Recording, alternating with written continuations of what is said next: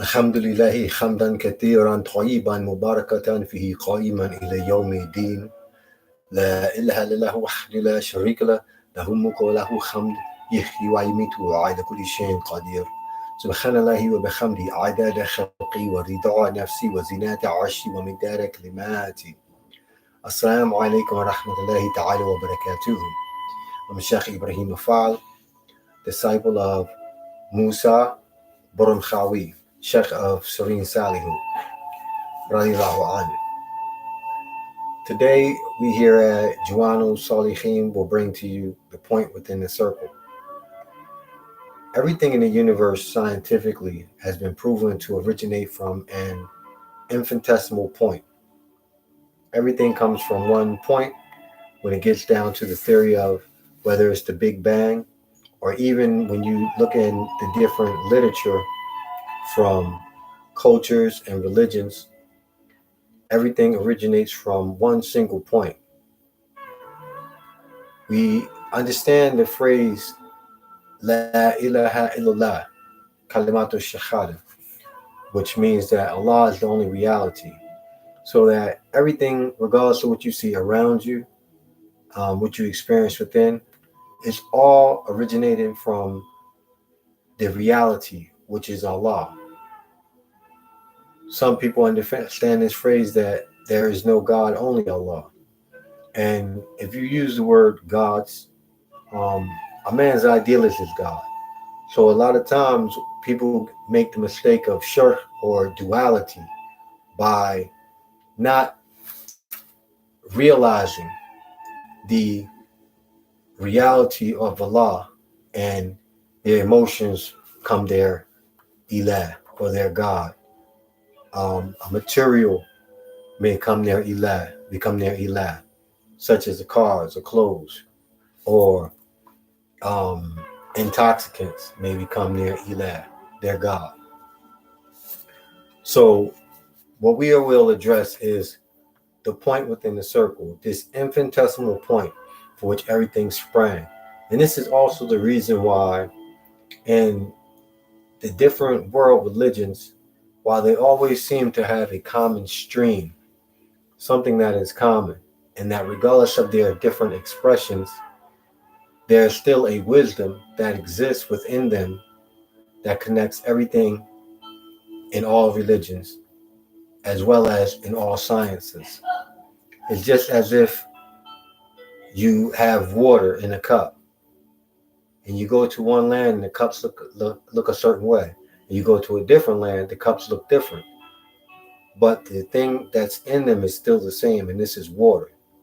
So there's truth that has many different expressions, or many different cups, if you will. And this truth, or this haq al-mubin, this evident truth, is Allah subhanahu wa ta'ala, or the supreme consciousness that permeates all of the existence.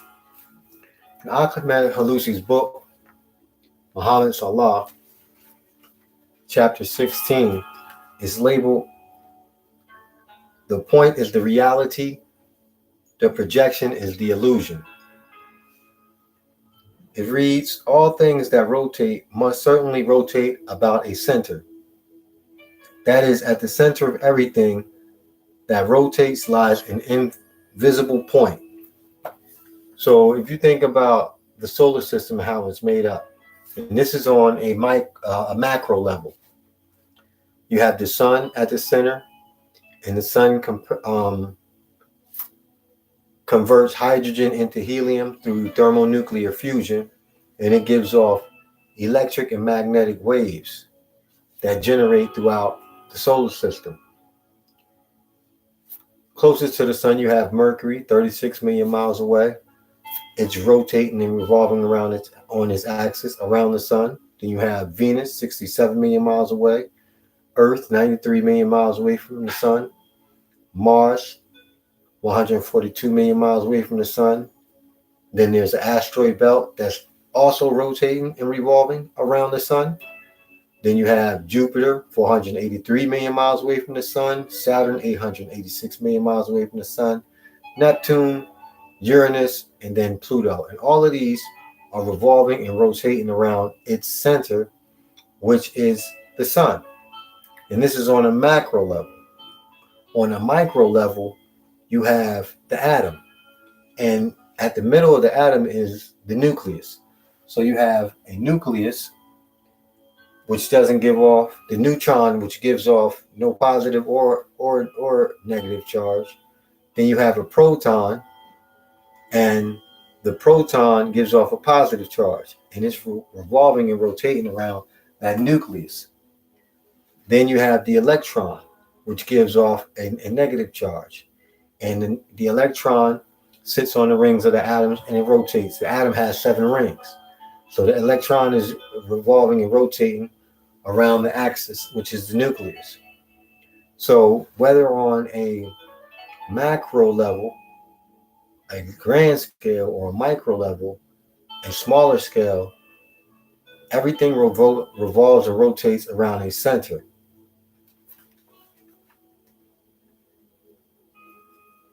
So Ahmed Halusi further goes on to say that everything within the micro and macro planes of existence is engaged in active motion of rotation.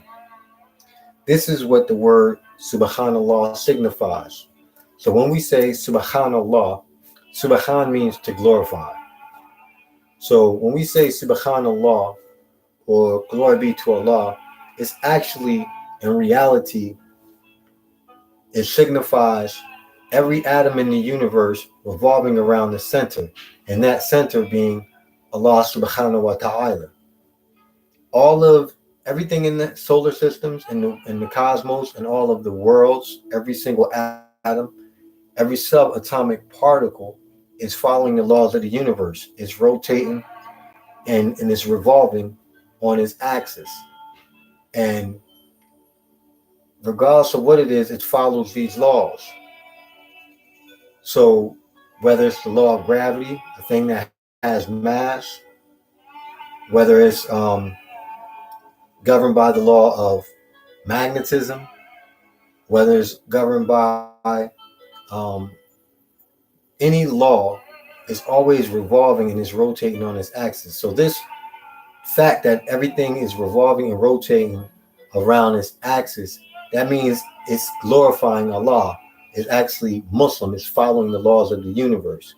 Muslim is an Arabic word that means one of peace, or one governed by the laws of salam, which is peace or harmony. So this is on a greater level with that everything in the universe, being that it follows universal law, is actually Muslim. It means it's actually one that is in harmony. So everything in the nature and everything in the cosmos, on an atomic level, on a subatomic level, is Subhan Allah, or it's glorifying Allah. When one looks at a circle from the outside, one sees the circle and its center. In other words, one circle is observed as 2 things, the circumference and the center. So you look at the circle and you see 2 things. You see the circumference and you see the center.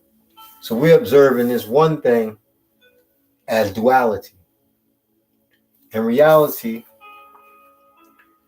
or he says, whereas it is neither the circle nor the center that matters, but the cone.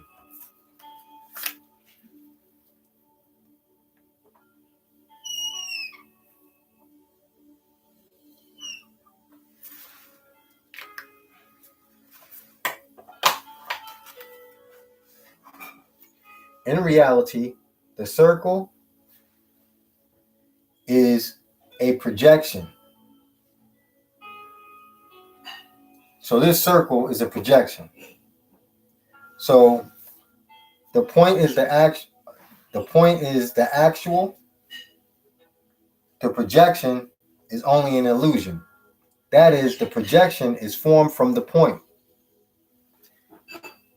So everything in reality is actually formed from Allah, or the names of Allah. There's 99 names of Allah. So if you look at the periodic table, how the different elements, these all 99 of them, they compound and make molecules, and these molecules create matter. So you have all the different elements that form these different building blocks of creation. And you could think of the 99 elements as the 99 names of Allah. So you just see reality as the circle, but all of these names come from Allah, which is the point within the circle. The circle being the 360-degree cipher that we live in of life. However, it's all formed from a central point, a central aspect. So in reality, the circle is a projection originating from the point. The point is the actual. The projected circle is only an illusion. That is, the projection is formed from the point with the knowledge. The projection, which is the circle, is formed from the point with the knowledge of the point inside the knowledge of the point. So what he's saying is that actually within this point, there's an essence. So you have within this point, there's an essence. This point is Allah. But within Allah, there's an essence. And the essence, Allah is the manifestation, is the manifest of Prime Source Creator. The essence is actually Huwa.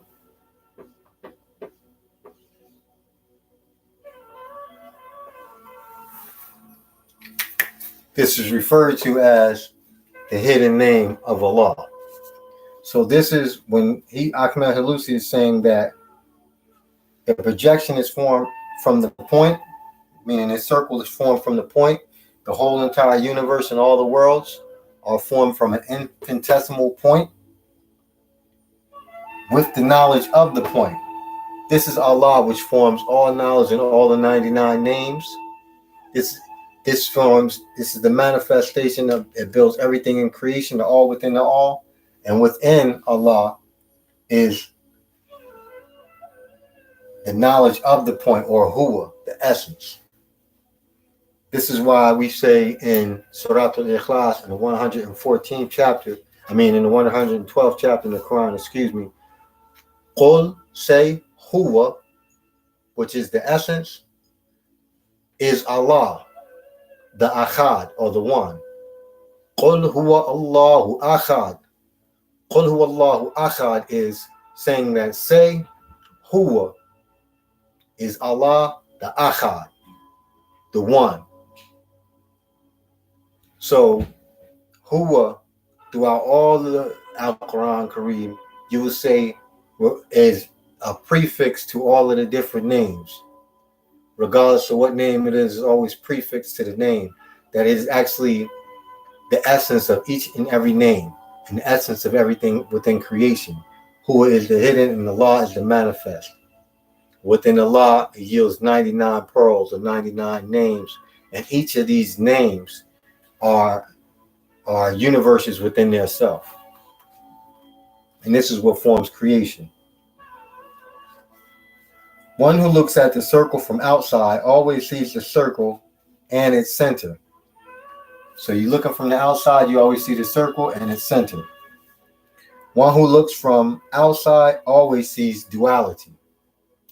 And it's the same way within consciousness. When you're looking outside of yourself, you always see a duality. And people are actually trained to look at Prime Source Creator, what some people like to call God, from an outside perspective, as if it was a being outside, which there can never be. There's no hell above there's no hell below man's feet, no heaven above man's head. You see, there's no God outside of man, no man outside of God. This is, all these things are within. This reality is within. This reality is what actually us, the material realm and everything in creation is formed around. You see, we are consciousness embodied, enveloped within matter. One who loses his identity will observe the projection from the point with the one who observes from the point. So meaning to lose your identity, or meaning to not be clothed or veiled by the senses, because we identify with different aspects of ourselves. It may be coming from the ego. You may, it's just as if you being a whole body and a hand just saying, oh, I'm just a hand. I have nothing to do with the arm. You see, it wouldn't make sense. So when you lose your identity, or the nafs, able to navigate the different levels of the soul, then you get into the point. This is the meaning of, we always say, die before you die, meaning to die to the material realm or material inclinations, and this way you awaken to the spiritual or the reality. So when one dies to the material aspect, then they are awakening to the spiritual aspect. So when one loses his identity, one who loses his identity will observe the projection from the point. So that's being actually at one with Allah. And now you observe all the world from that dimension of consciousness. So he will be at the point of unity, observing his own imagination. The concept of duality will lose all validity. So when you're able to center yourself, and in ninjutsu they call this the ability to stop the world and see with the eyes of God. Now, in the world being your emotions, the world being your different perceptions, the world being the material. You see, it's just if we have, say that, just give a number, 76 trillion atoms. You in the body, you don't view one atom, does not look at all the other trillions of atoms and say I'm an individual. And this is how majority of people are programmed to think, that they're just the individual, is just them, instead of looking at it as the whole body being conscious of itself. If your eye be singular, your whole body will be filled with light. This is meaning to focus on the point, and then you'll be illuminated, because everything in the universe in its essence is light. Light makes up the whole entire universe. It's just in different degrees and frequencies. So if your frequency of consciousness is low, you'll be more focused on the material realm. The higher consciousness raises and is elevated, you become more centralized and to the point, and then you'll be illuminated, and you'll be connected, and you'll be able to see Allah in every atom of the universe. This is actually being at the point and seeing the projection, seeing the illusion from the aspect of the point. The ideal of a circle in its center is actually an optical illusion. So even us just looking at the circle, it's just an illusion to the eye. This is the illusion of those whose consciousness is enslaved by their organs. So you looking with the eye, and this is what happens most of the time, that one of our organs, is attached to the material. So we view things from that, from how we taste things, we touch things, when we see things, hear things, smell. We are actually coming from the perception, the perspective of our perceptions. But beyond the perceptions is what they are all revolving around. This is the infinitesimal point. This is the center of consciousness. This is the unmanifested essence that experiences reality through manifestation. This is everyone has an aspect to themselves, which is called the batin. Batin is, which is unseen. You have unseen aspects to yourself, and then you have the zahir, which is the manifest aspects of yourself. But these unseen aspects of yourself, such as your soul, exist inside of the seen, which is the zahir, or the physical body. But the physical body only experiences things through senses. And this is why we have to return to sciences of meditation, the sciences of zikrullah, affirmations. And this what returns the focus and the consciousness into the heart. the point within the whole circle. And this is where you awaken into what people call Christ consciousness, which only means anointed consciousness or universal consciousness. You awaken, you go into infinite consciousness of supreme mind. So moving on, Ahmed Halusi says that one who perceives as pure consciousness will observe the projection as pure consciousness as well. So when you perceive, your perception leaves from just your organs in the physical body, and then you observe consciousness in everything in the universe. You'll see that everything is actually conscious, regardless of what it is, meaning it's living, vibrating, and the more that you can affect that within yourself, then the more in tune you will be with that which you perceive as outside of yourself. So I'm going to read from a book by Sheikh al-Akbar Ibn al-Arabi. And this chapter, Ibn al-Arabi, in this book right here, it's two different books actually, Divine Governance of the Human Kingdom and also What the Seeker Needs. This, the second portion, What the Seeker Needs, this is what I'm reading from now.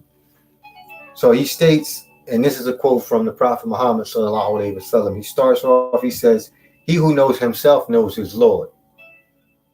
And it reads, "The truth of the attributes, the beautiful names of God, is infinite and manifest in different ways at different times. The proof of truth is in the realization of the oneness of all creation. Yet multiplicity is a part of the one. Unity manifests itself in multiplicity. With all their differences and in the infinity of manifestation, the parts interconnect and add up to a whole. Whoever can find this in himself knows his Lord." So, just as we stated, that the point within the circle, if you visualize the circle as being all of creation, all of the many different beings in creation, to the extent that matter expresses itself, there is a central point that connects all of these things within existence. And this is actually the self. This is the true self. And this is Nurullahi. This is the light of Allah, the point that everything in our being revolves around. And this is a person's true self. So he who knows himself knows his Lord. And when you go through different states of awareness, you begin to shed the layers of illusions. Because if a person looks at their self and they say most of the time they're governed by their emotion, that emotion could be a Rab to them or a Lord. So you have to know that aspect of yourself in order to transcend that. On the material realm, people take things as their Lord, and it governs them. Their Rab, what makes them up. So this is actually idle, whether it's in the material realm, whether it's idea. So when you transcend all of that and you cut through those layers, then you return to the point. Sheikh Ibn al-Arabi, he further goes on to say, many Sufis believe that to be able to realize the unity of the self, one must obliterate the manifestation of many eyes in oneself. In fact, one must deny them existence. Through intensive worship, fasting, meditation, and refusing the desires of the flesh, they attempt to submit their wills to the will of God and to purify their behavior and habits. So this is where the different practices come into, to purify the heart and to chip away at the illusion.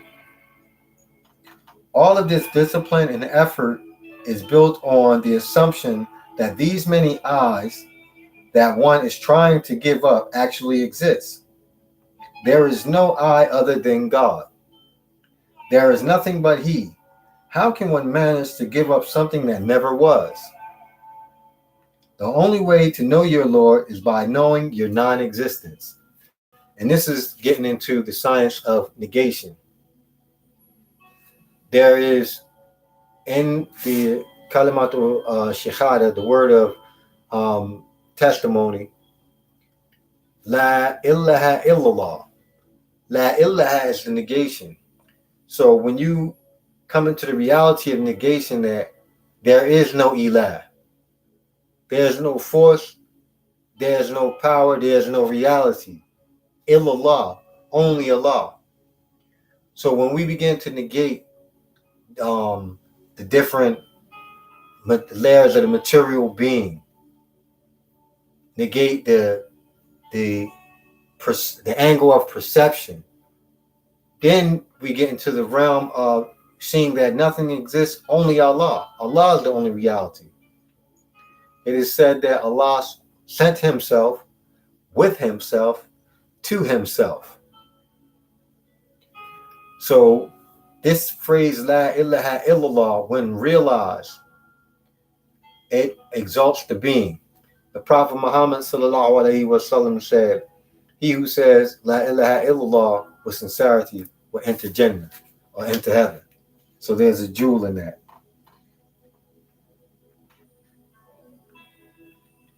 Man is nothing but a mirror where God's attributes are reflected. So here is a very important point where Ibn al-Arabi, he says that man is nothing but a mirror where Allah's attributes are reflected. So all the 99 attributes are reflected within man. And you can even see this on an elemental level, how all the 99 elements exist inside man in one form or another. There's nothing in the universe outside of man. Every single element that makes up all of the worlds is within man. Just as every single, all of the 99 names, they exist within man. And man expresses them at different times. So when you do zikrullah and you meditate on these names, especially through muraqabah, which is meditation with an image and visualization, you begin to water the seeds that are already existing within the being. There are different archetypes that exist inside the being. So such as like Rahman, which is mercy, or Qawiyu, which is power, or Aliyu, the highest.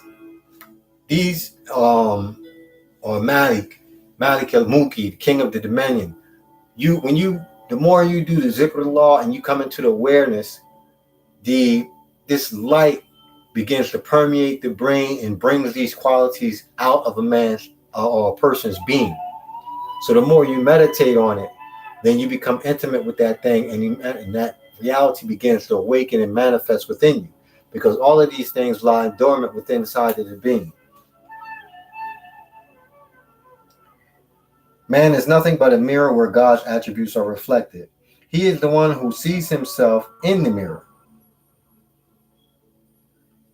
So he is the only one who knows himself. Neither the prophets, nor the angels, nor a perfect human being can know him.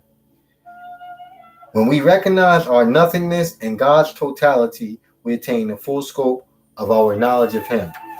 So Sheikh Ibn al-Arabi, he's saying that man is nothing but a mirror where the attributes of Allah is reflected. And he's saying that Allah is the only one who sees himself in the mirror. Allah is the only one who knows himself. Neither the prophets, nor the angels, nor a perfect human being can know Allah.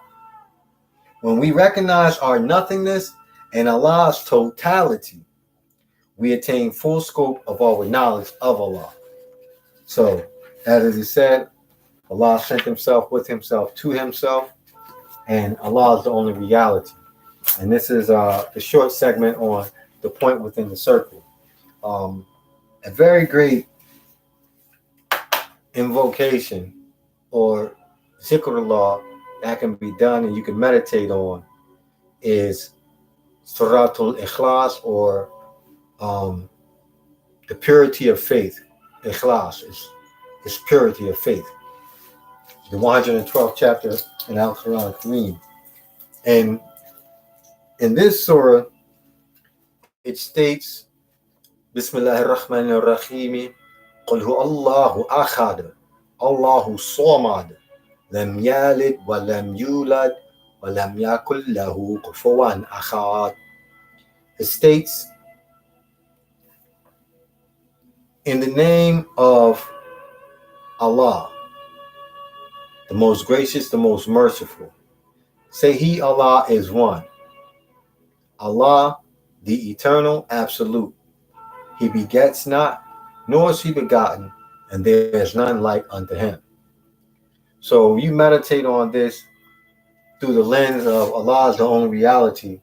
It'll bring you closer into the consciousness of totality, universal consciousness, or complete awareness of the reality of existence. In Ahmed Halusi's book, Decoding the Quran, he has Surat al-Ikhlas with some commentary.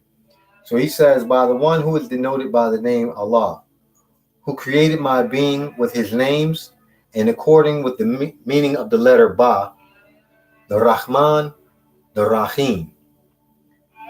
Say Allah is Ahad. Allah is the infinite, limitless, and indivisible, non-dual oneness. Allah is Samad, absolute, self-sufficient, one beyond any need or defect, free from the concept of multiplicity, and far from conceptualization and imagination.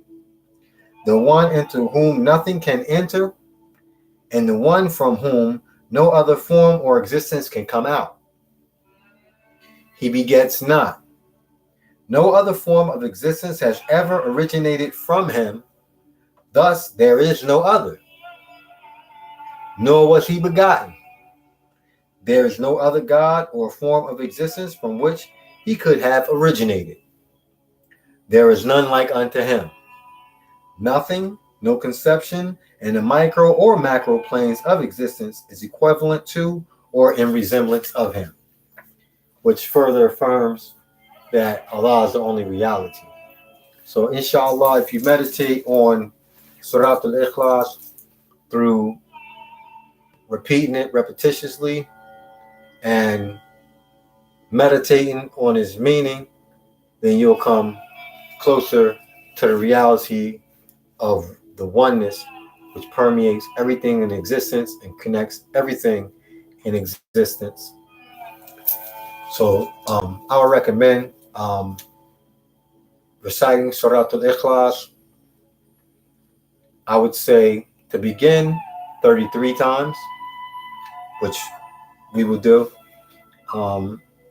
If you can, 66 times. This goes into according to the abjad of the name of Allah, Allahu, and the abjad or the mathematical computation of the name of Allah is 66, being that Aleph is 1, Lam is 30, Lam is 30, and Ha is 5. So Allah is the essence of the number. The numerical calculation is 66. So doing Surat al-Ikhlas 66 times is very, very great, and done on a daily basis, meditating on it, then you can come into a deeper reality. So as it said in Genesis, that the Spirit of God moved upon the face of the waters. The body being 3/4 of water, and the Spirit of God being the vibration of the word, you affect the molecules within your body and with the sound vibrations that you give off. So one way for this light to mold matter is to constantly, repetitiously repeat certain words of power. And what they do is they have an effect on higher or lowering the vibration in the material realm. So with that being said, we'll do the Zikrullah, Surat al-Ikhlas, 112th chapter in the Quran, and look forward to more videos from Diwaanu Salihin. Like, subscribe, and share, inshallah ta'ala. Jazakallahu khair. أعوذ بالله من الشيطان الرجيم بسم الله الرحمن الرحيم قل هو الله أحد الله الصمد لم يلد ولم يولد ولم يكن له كفوا أحد قل هو الله أحد الله الصمد لم يلد ولم يولد ولم يكن له كفوا أحد قل هو الله أحد الله الصمد لم يلد ولم يولد ولم يكن له كفوا أحد قل هو الله أحد الله الصمد لم يلد ولم يولد ولم يكن له كفوا أحد قل هو الله أحد الله الصمد لم يلد ولم يولد ولم يكن له كفوا أحد قل هو الله أحد الله الصمد لم يلد ولم يولد ولم يكن له كفوا أحد قل هو الله أحد الله الصمد لم يلد ولم يولد ولم يكن له كفوا أحد قل هو الله أحد الله الصمد لم يلد ولم يولد ولم يكن له كفوا أحد قل هو الله أحد الله الصمد لم يلد ولم يولد ولم يكن له كفوا أحد قل هو الله أحد الله الصمد لم يلد ولم يولد ولم يكن له كفوا أحد قل هو الله أحد الله الصمد لم يلد ولم يولد ولم يكن له كفوا أحد قل هو الله أحد الله الصمد لم يلد ولم يولد ولم يكن له كفوا أحد قل هو الله أحد الله الصمد لم يلد ولم يولد ولم يكن له كفوا أحد قل هو الله أحد الله الصمد لم يلد ولم يولد ولم يكن له كفوا أحد قل هو الله أحد الله الصمد لم يلد ولم يولد ولم يكن له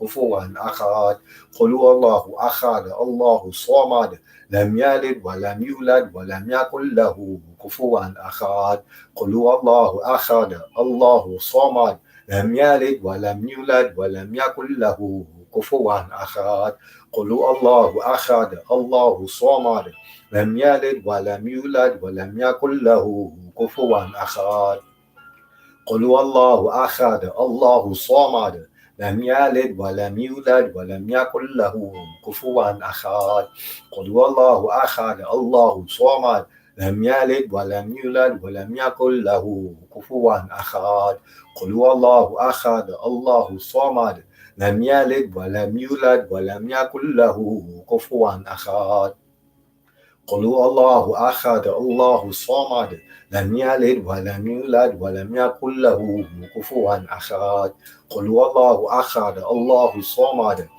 لم يلد ولم يولد ولم يكن له كفوا أحد قل هو الله أحد الله الصمد لم يلد ولم يولد ولم يكن له كفوا أحد قل هو الله أحد الله الصمد لم يلد ولم يولد ولم يكن له كفوا أحد قل هو الله أحد الله الصمد لم يلد ولم يولد ولم يكن له كفوا أحد قل هو الله أحد الله الصمد لم يلد ولم يولد ولم يكن له كفوا أحد قل هو الله أحد الله الصمد لم يلد ولم يولد ولم يكن له كفوا أحد قل هو الله أحد الله الصمد لم يلد ولم يولد ولم يكن له كفوا أحد قل هو الله أحد الله الصمد لم يلد ولم يولد ولم يكن له كفوا أحد قل هو الله أحد الله الصمد لم يلد ولم يولد ولم يكن له كفوا أحد قل هو الله أحد الله الصمد لم يلد ولم يولد ولم يكن له كفوا أحد قل هو الله أحد الله الصمد لم يلد ولم يولد ولم يكن له كفوا أحد الحمد لله رب العالمين الرحمن الرحيم مالك يوم الدين إياك نعبد وإياك نستعين اهدنا الصراط المستقيم صراط الذين أنعمت عليهم غير المغضوب عليهم ولا الضالين آمين ألف لام ميم الله لا إله إلا هو الحي القيوم لا تأخذه سنة ولا نوم له ما في السماوات وما في الأرض من ذا الذي يشفع عنده إلا بإذنه يعلم ما بين أيديهم وما خلفهم ولا يحيطون بشيء من علمه إلا بما شاء وسع كرسيه السماوات والأرض ولا يؤوده حفظهما والعلي العظيم. بسم الله الرحمن الرحيم. قل أعوذ برب الناس مالك الناس إله الناس من شر الوسواس الخناس الذي يوسوس في صدور الناس من الجنة والناس. قل أعوذ برب الفلق من شر ما خلق ومن شر غاسق إذا وقب ومن شر النفاثات في العقد ومن شر حاسد إذا حسد. بسم الله الرحمن الرحيم. ألم نشرح لك صدرك ووضعنا عنك وزرك الذي أنقض ظهرك ورفعنا لك ذكرك فإن مع العسر يسرا إن مع العسر يسرا إن مع العسر يسرا فإذا فرغت فانصب وإلى ربك فارغب. بسم الله الرحمن الرحيم. أرأيت الذي يكذب بالدين فذلك الذي يدعو اليتيم ولا يحض على طعام المسكين فويل للمصلين الذين هم عن صلاتهم ساهون الذين هم يراءون ويمنعون الماعون. اللهم صل على سيدنا محمد الفاتح لما أغلق الخاتم لما سبق ناصر الحق بالحق والهادي إلى صراطك المستقيم وعلى آله حق قدره مقدار العظيم. صدق الله العظيم. السلام عليكم ورحمة الله تعالى وبركاته.